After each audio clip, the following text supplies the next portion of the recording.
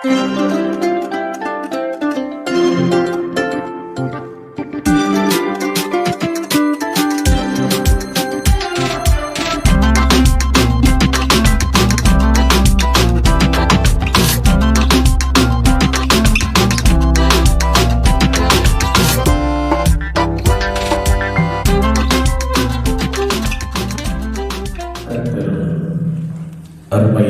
இரட்சகரும்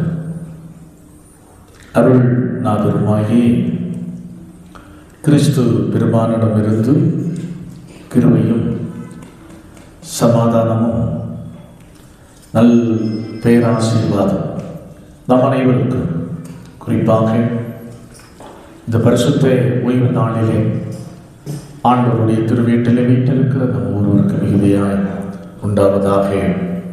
ஆமென். இந்த அற்புதமான வேளையிலே சிந்திப்பதற்காக கொடுக்கப்பட்டிருக்கிற திருமறை பகுதி யோவான் எழுதிய நற்செய்தி நூல் 17வது அதிகாரம் 1வது வசனத்திலிருந்து 11வது வசனம் முடிய, அதிலே 11வது வசனத்தை நான் வாசிக்கிறேன். நான் இனி உலகத்திலே, இவர்கள் உலகத்தில் இருக்கிறார்கள், நான் உம்மிடத்திற்கு வருகிறேன். பரிசுத்த பிதாவே, நீர் எனக்கு தந்தவர்கள் நம்மை போல ஒன்றாய் இருக்கும்படிக்கு நீர் அவர்களை உம்முடைய நாமத்தினாலே காத்து கொள்ளும். கண்களை மூடுவோம். ஆண்டவரை நோக்கி பார்த்து நாம் செல்வோம். தம்முடைய வார்த்தைகளை கொண்டு எங்களை வாழ்விக்கின்ற ஜீவ அப்பமாகிய இயேசு சுவாமி, இந்த அற்புதமான வேளைக்காய் நாங்கள் உமக்கு நன்றி செலுத்துகிறோம். கர்த்தாவே, பூமி உமது கிருபையினால் நிறைந்திருக்கிறது. உமது பிரமாணங்களை போதியும் என்ற சங்கீதக்காரனுடைய கூற்றை வார்த்தைகளை இந்த வேளையில் நினைத்து நிற்கிறோம். ஆம் கடவுளே, உன்னுடைய வார்த்தையை கொண்டு நீர் எங்களை நிரப்பும். உன்னுடைய வார்த்தையை கொண்டு எங்களுக்கு நீர் போதித்தருளும். இந்த நாளிலேயும் சிந்திக்கிற வார்த்தைகளை நாங்கள் சரியான விதத்திலே உருவாக்கி அதை எங்களுடைய வாழ்க்கையில் நடைமுறைப்படுத்த ஆண்டவர் கிருபை புரிய வேண்டும் என்று மன்றாடி நாங்கள் ஜெபிக்கிறோம். எங்களை தாழ்த்தி அர்ப்பணிக்கிறோம். இயேசு இரட்சகர் இன்ப நாமத்தில் ஜெபிக்கிறோம். செவக்கேளும் அன்பு நிறைந்த நல்ல கர்த்தாவே, ஆமென். கிறிஸ்து இயேசுவுக்குள் அன்பானவர்களே, இந்த யோவான் எழுதிய நற்செய்தி நூல் 17வது அதிகாரம்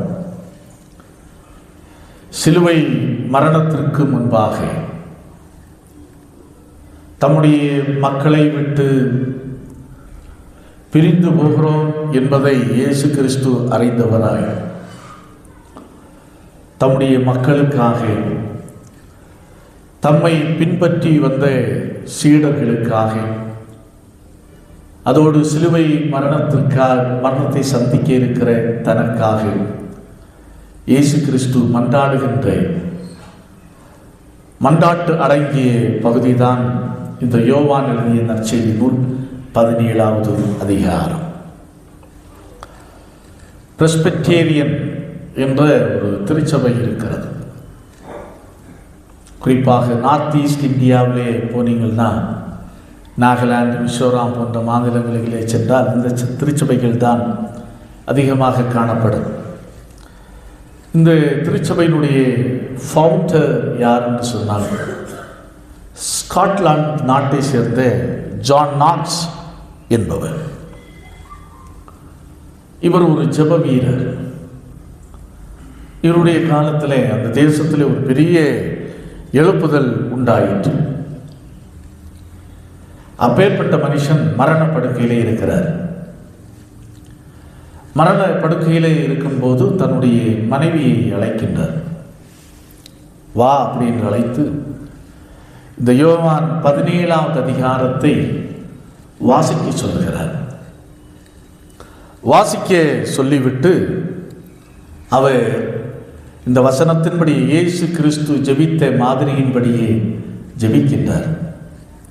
அதில் முதலாவதாக சுவிசேஷத்தை, நற்செய்தியை ஏற்க மறுத்த மக்களுக்காக அவர் ஜெபித்தார்.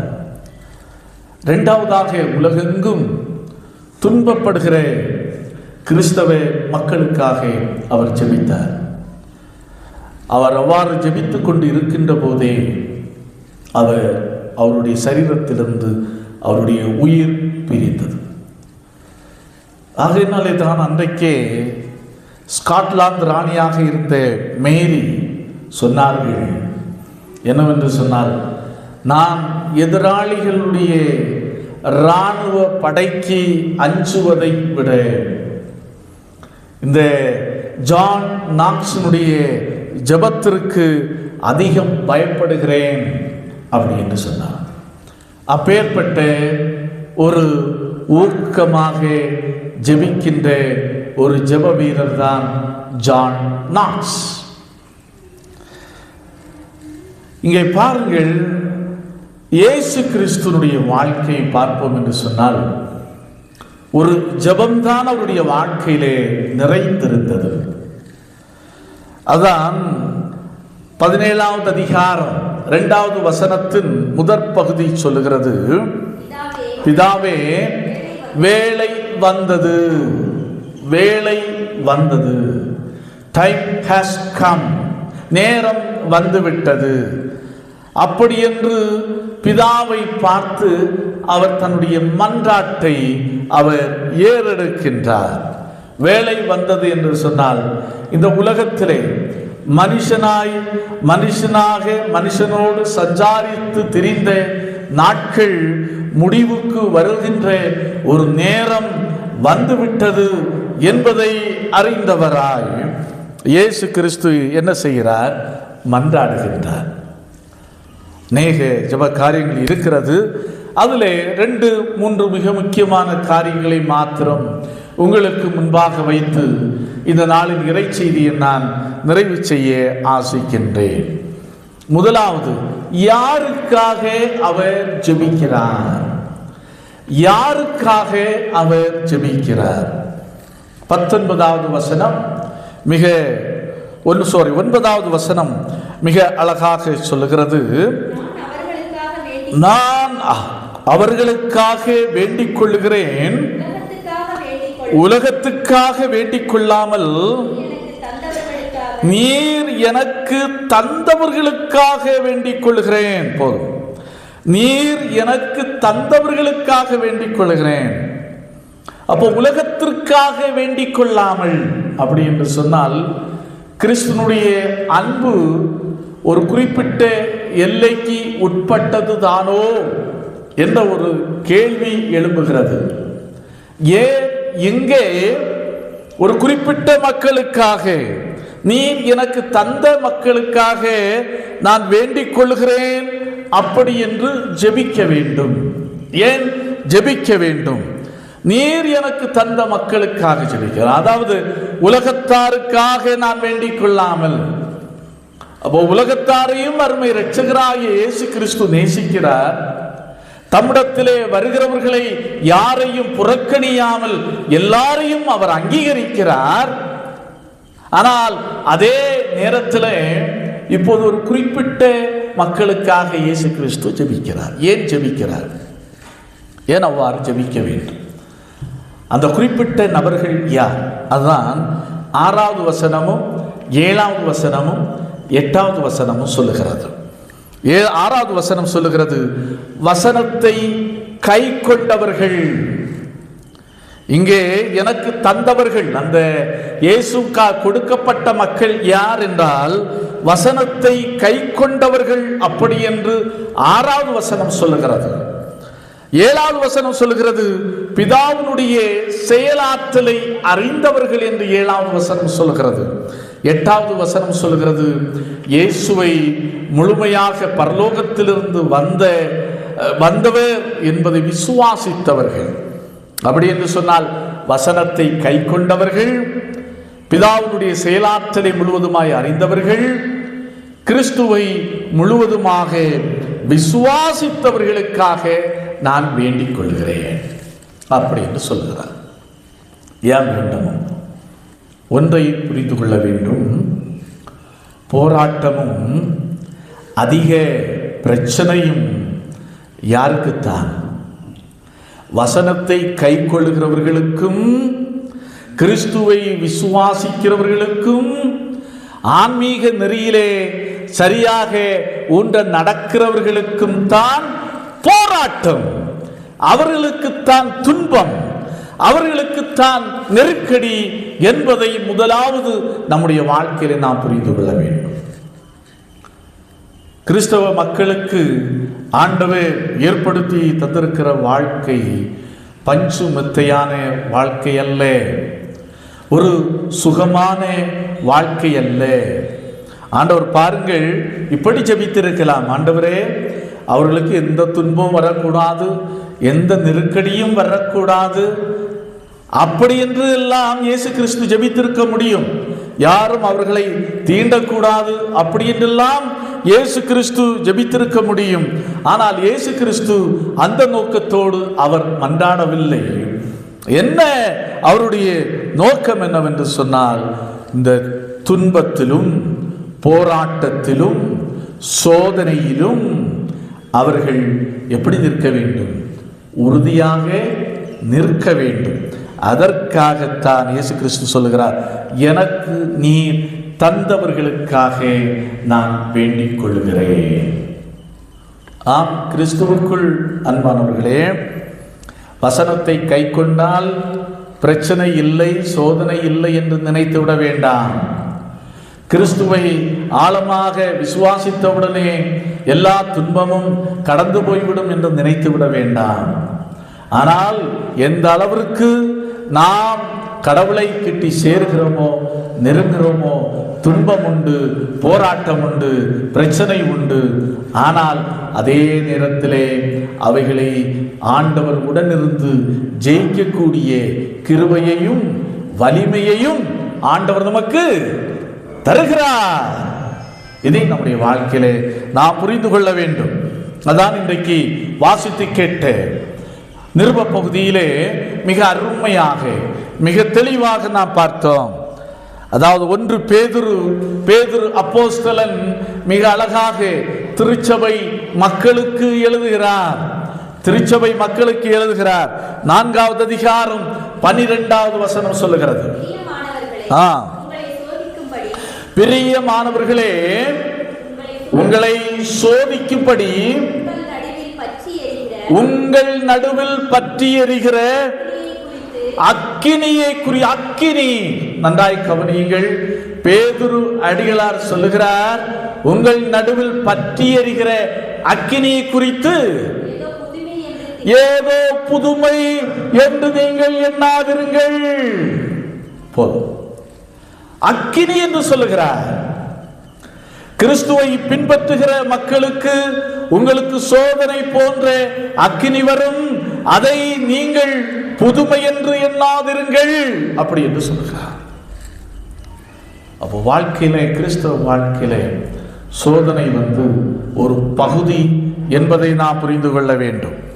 ஆகையினால்தான் 5வது அதிகாரம் 8வது வசனத்திலே பார்க்கிறோம், தெளிந்த புத்தி உள்ளவர்களாயிருங்கள், விழித்திருங்கள், ஏனெனில் உங்கள் எதிராளியாகிய பிசாசானவன் கர்ச்சிக்கிற சிங்கம் போல எவனை விழுங்கலாம் என்றோ வகை தேடி கொண்டிருக்கிறார். அவன் மற்றவர்கள் யாரை பற்றியும் கவலைப்படுவதில்லை, யாரை பற்றியும் அவன் கவலைப்படுவதில்லை. வசனத்தை கை கொண்டு வாழ்கிறவர்களை பற்றி அவன் ரொம்ப கவலைப்படுகிறான். கடவுள் பேரிலே ஆழமான விசுவாசத்தை வைத்து வாழ்கிறவர்களை பற்றி அவன் கவலைப்படுகிறான். ஆகையினால் தான் அவர்கள் மேல் தம்முடைய அம்புக்கணைகளை எப்பொழுதும் எய்ய முயற்சித்துக் கொண்டே இருக்கிறான். ஆகையினாலே தான் பேதுரு அடிகளார் சொல்லுகிறார், விழிப்பாயிருங்கள், பிசாசானவன் கர்ச்சிக்கிற சிங்கம் போலே எவனை விழுங்கலாமோ என்று வகை தேடி கொண்டிருக்கிறார். ரொம்ப ஜாக்கிரதையாக இருக்கணும். பேரிச்சம் ஏரியில புலி வந்துவிட்டது என்று சொல்லி என்ன செய்கிறார்கள்? பத்திரிகைகள், நியூஸ்களில் எல்லாம் வந்தது. புலிகள் நடமாட்டம் இருக்கிறது. அது சொல்லுகிறார், அதை பார்த்தவர்கள் அதிர்ச்சி அடைந்தார்கள். ஆகையினால இப்போ என்ன, பேரிச்ச பகுதியிலே போவதற்கு அளவு கிடையாது. ஒரு எச்சரிக்கை. ஆபத்து எந்த சூழ்நிலையிலும் எப்படியும் வந்துவிடக்கூடும். அப்போ விழிப்பாக இருக்கணும். நாம் மக்கள், பொது ஜனங்கள் விழிப்பாக இருக்க வேண்டும். ஃபாரஸ்ட் டிபார்ட்மெண்ட் வந்து விழிப்பாக இருக்க வேண்டும். அதே போலதான் பேதுரு சொல்கிறார், எப்பா உங்களை வீழ்த்தும் படிக்க புலியாக இல்லை, எப்படி சொல்லுகிறார், கம்பேர் பண்ணுகிறார், சிங்கத்தோடு கம்பேர் பண்ணுகிறார். கர்ச்சிக்கிற சிங்கம் போல எவனை விழுங்கலாம் என்று எவனை விழுங்கலாம் என்று வகை தேடி கொண்டிருக்கிறார். அப்போ நாம் விழிப்பாக இருக்க வேண்டும். அதான் இயேசு கிறிஸ்து ஜெபிக்கிறார், கடவுளே நீர் எனக்கு தந்தவர்களுக்காக நான் உம்மை நோக்கி என்ன செய்கிறேன், மன்றாடுகிறேன். அவர்களுக்கு உம்முடைய பாதுகாப்பு தேவை. துன்பத்தை சந்திக்கின்ற போது, போராட்டங்களை சந்திக்கின்ற போது, வியாதி பலகீனங்களை சந்திக்கின்ற போது, கஷ்டங்களை சந்திக்கின்ற போது, ஏமாற்றங்களை சந்திக்கின்ற போது உம்முடைய ஆற்றலும் அவைகளை மேற்கொள்வதற்கான உம்முடைய வலிமையும் தேவை. ஆகையினால் அவர்களுக்காக நான் என்ன செய்கிறேன், உம்மை நோக்கி மன்றாடுகிறேன். அப்போ ஒன்றை நாம் புரிந்து கொள்ள வேண்டும், வசனத்தை கைக்கொள்ளுகிறவர்களுக்காக எல்லா சூழ்நிலையிலும் அவரை, ஆண்டவரை உறுதியாய் விசுவாசிப்பவர்களுக்காக மன்றாட்டு என்ன செய்யப்பட்டு கொண்டே இருக்கிறது, ஏறெடுக்கப்பட்டு கொண்டே இருக்கிறது என்ற ஆழ்ந்த உண்மையை நம்முடைய வாழ்க்கையில் புரிந்து கொள்ள வேண்டும். அதான் வேதம் சொல்லுகிறது. ஞானி சொல்லுவார், நீதிமான் 7 முறை விழுந்தாலும் என்ன செய்வான், எழுந்திருப்பான். அவன் அப்படியே படுத்து விடுவதில்லை, அப்படியே மடங்கடிக்கப்பட்டு விடுவதில்லை. அவன் என்ன வந்தாலும், எந்த சூழ்நிலை வந்தாலும் அவன் எழுந்திருப்பான். அதே போலதான் கடவுள் கிறிஸ்து நமக்கு தந்திருக்கிற வாக்குறுதியும் அதுதான். சோதனை இல்லை என்று சொல்லவில்லை, போராட்டம் இல்லை என்று சொல்லவில்லை. ஆனால் அவைகளை சந்தித்து அவைகளை ஜெயிக்கக்கூடிய வலிமையை கடவுள் என்ன செய்கிறார், தருகிறார். அடுத்து பாருங்கள், என்ன நோக்கத்துக்காக, என்ன காரியத்துக்காகவும் ஃபோக்கஸ் பண்ணி ஒரு ஜெபத்தை ஆண்டவர் ஏறெடுக்கிறார். பாருங்கள், அது 11வது வசனம் மிக தெளிவாக சொல்லுகிறது.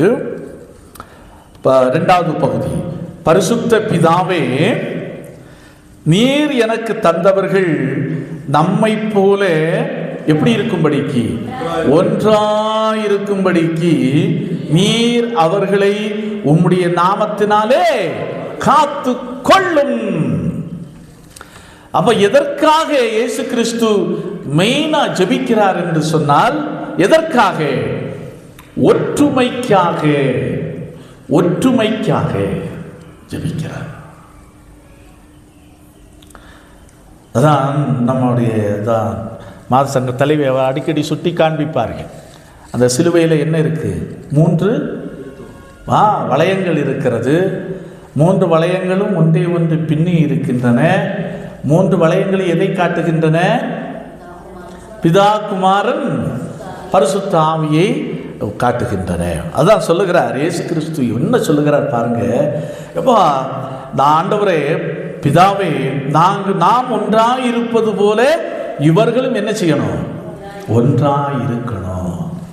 அப்போ பிசாசானவன் முதல் வைக்கிற வேட்டு என்னவென்று சொன்னால், எங்கே ஒற்றுமையும் வலிமையும் இருக்கிறதோ அங்கே என்ன செய்வான், பிரித்தாள முயற்சிப்பான். Divide and rule.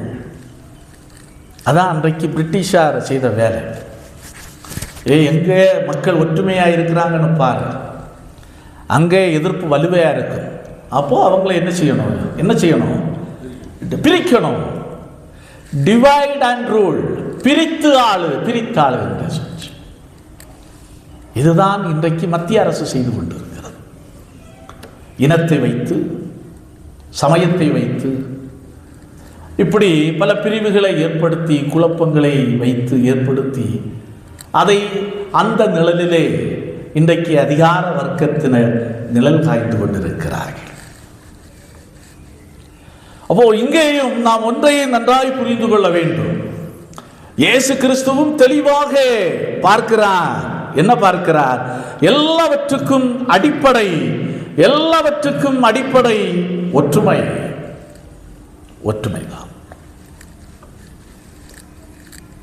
ஒற்றுமை. இந்த ஒற்றுமை தேவை. எப்படி தேவை?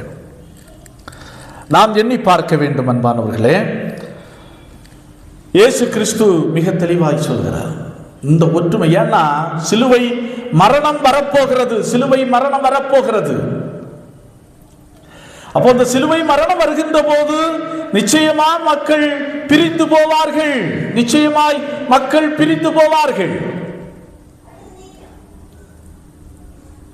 அப்போ ஆகையினால் மக்கள் பெரிது ஒற்றுமையா இருக்க வேண்டும் என்பதற்காக சிதறி ஓடுவார்கள். எங்கே ஓடினாலும் அவர்கள் ஒன்றா இருக்க வேண்டும் என்பதற்காக அவர் உருக்கமாக அவர் ஜெபிக்கிறார்.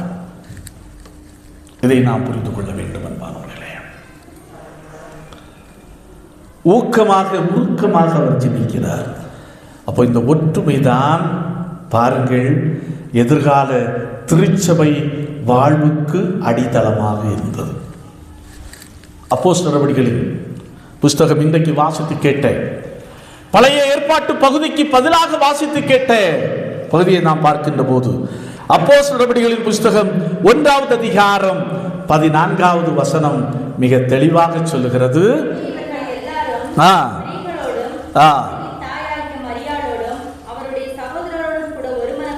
ஒருமனப்பட்டு, நன்றாக கவனியுங்கள், இயேசு கிறிஸ்து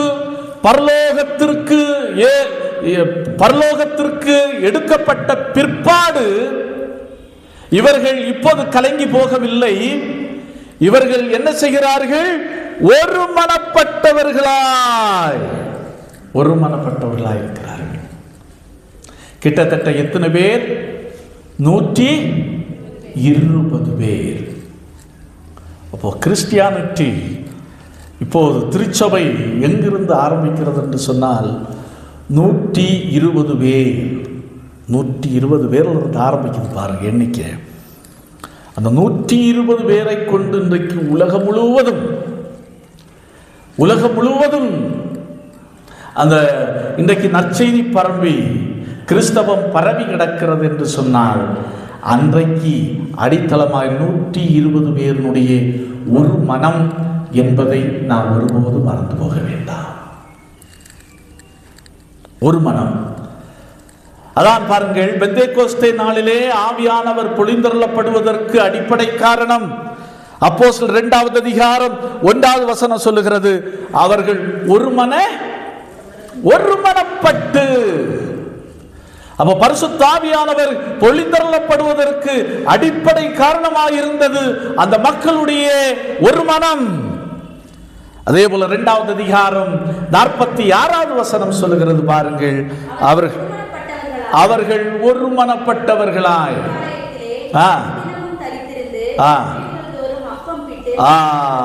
அனுதினமும் தேவாலயத்திலே தரித்திருந்து ஒரு மனம் அங்கே இருந்தது. கிறிஸ்தவம் எல்லா மூலை முடுக்குகளுக்கும் எடுத்து செல்லப்பட்டது. ஆகையினாலே தான் இயேசு கிறிஸ்து தெளிவாய் அறிந்தார், இந்த பிசாசானவன் செய்கிற முதல் வேலை ஒரு மனதை கலைத்து விட்டால் நாம் நிச்சயமாய் அந்த இடத்திலே வெற்றி பெற முடியும் என்பதை பிசாசானவன் நன்றாக தெரிந்துதான் போராடி கொண்டிருக்கிறார். அதான் பேதுரு அடிகளார் மிக அருமையாக மிக தெளிவாக எச்சரிக்கிறார். எப்படி எச்சரிக்கிறார்? பிசாசானவன் எவனை விழுங்கலாம் என்று கர்ச்சிக்கிற சிங்கத்தை போல அவன் வகை தேடி கொண்டிருக்கிறார். அப்போ நாம் விழிப்பாய் இருக்க வேண்டும், விழிப்பாய் இருக்க வேண்டும் என்பதை நாம் மறந்து போக வேண்டாம். எஸ்ராவின் புஸ்தகம் 3வது அதிகாரம் 9வது வசனம் மிக அருமையாக சொல்லுகிறது. பாருங்கள், அன்றைக்கு தேவாலயத்தின் வேலையை செய்கிறவர்கள் நடத்தும்படி யெசுவாவின் குமாரர், யூதாவின் குமாரர், லேவியர்கள் எல்லாரும் எப்படிப்பட்டிருந்தார்கள்? ஒருமனப்பட்டிருந்தார்கள். சாதாரண குடும்பமாயிருக்கட்டும், திருச்சபையாயிருக்கட்டும், சமூகமாயிருக்கட்டும், ஒவ்வொரு காரியங்களை எடுத்து தீர்மானித்து வெற்றியோடு கொண்டு போவதற்கு அங்கே என்ன இருக்க வேண்டும்? ஒரு மனம் இருந்தால் தான் வெற்றி. இங்கே பாருங்கள், ஆண்டவருடைய ஆலயத்தினுடைய வேலையினுடைய வெற்றிக்கு அடிப்படை தேவை ஒரு மனம். இதை நம்முடைய வாழ்க்கையில் நாம் புரிந்து கொள்வோம். கிறிஸ்து இயேசுவுக்குள் அன்பானவர்களே, ஆண்டவர் நம்மேல் கரிசனை மிக்கவராய் இருக்கிறார். நமக்காக பரிந்து பேசுகின்றவராய் இருக்கிறார். அதே நேரத்தில் ஆண்டவருக்கு மகிமையாய் சாட்சியாய் வாழ வேண்டிய நம்முடைய தலையாய கடமை. ஆகவே நாம் உணர்வோம், இந்த வேத வசனத்தின் வெளிச்சத்திலே நம்முடைய வாழ்க்கையை, சமூக வாழ்க்கையை, திருச்சபை வாழ்க்கையை, குடும்ப வாழ்க்கையை நாம் சீர்தூக்கி பார்ப்போம். எந்த அளவிற்கு நாம் என்ன செய்கிறோம்? ஒரு மனதாய் நாம் வாழ்ந்து செயல்பட்டு கொண்டிருக்கிறோம் என்பதை சிந்தித்து பார்த்து ஆண்டவருடைய மன்றாட்டிற்கு உண்மையான பதிலாக நம்முடைய வாழ்க்கையிலே விளங்கும்படி நாம் இந்த நாளிலே அர்ப்பணிப்போம். ஆண்டவர் தாமே இந்த வார்த்தைகளை கொண்டு நம் ஒவ்வொருவரையும் ஆசீர்வதிப்பாராக. ஆமென். எல்லா புத்திக்கும் மேலான தெய்வ சமாதானம் உங்கள் இருதயங்களையும் சிந்தனைகளையும் கிறிஸ்து இயேசு நாமத்தை காத்துக்கொள்வதாக. ஆமென்.